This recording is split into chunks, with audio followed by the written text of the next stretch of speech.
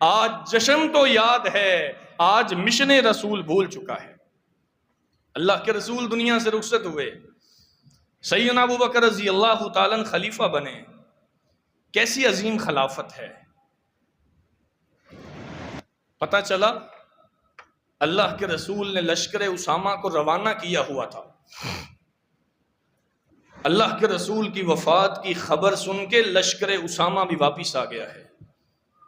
سیدنا ابو بکر کو علم ہوا، کہا آپ علیہ السلام کو دفنا دیا گیا ہے، سب سے پہلا کام یہ ہے لشکر اسامہ کو روانہ کیا جائے۔ عمر، کہا ابو بکر کیسی بات کرتے ہو، ابھی مسلمان تھوڑے ہیں، کہیں کافر ہم پہ حملہ نہ کر دیں، آپ مدینے کے اندر اپنی قوت کو مضبوط کریں، کسی کو مدینے سے باہر نہ جانے دیں۔ کہا عمر یہ بات نہیں ہے، اللہ کے رسول نے لشکر اسامہ کو روانہ کیا تھا، آپ کی وفات کی خبر سن کے وہ واپس آئے ہیں، اب اللہ کے رسول کو دفنا دیا گیا ہے، میں اللہ کے رسول کے مشن کے ساتھ بے وفائی نہیں کر سکتا۔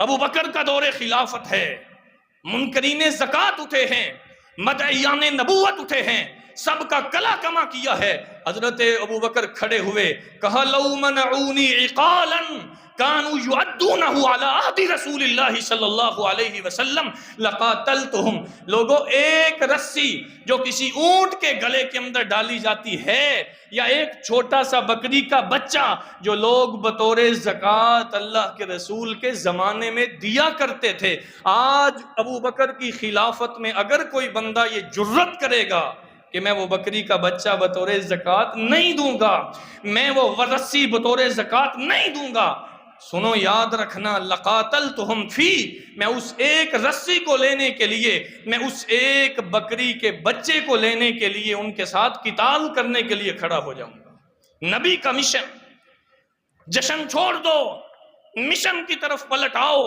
اللہ کے رسول کے زمانے میں صحابہ نے نبی کے مشن کو کس طرح سنبھالا دیا ہے، آپ کے جانے کے بعد ابو بکر نے کس طرح اس ڈوبنے والی کشتی کو سنبھالا دیا ہے، سیدنا عمر نے کس طرح سنبھالا دیا ہے، سیدنا عثمان نے کس طرح پکڑ کے مضبوط کیا ہے، سیدنا علی رضی اللہ تعالیٰ عنہ نے کیسے ابلاغ اور تبلیغ کیا ہے۔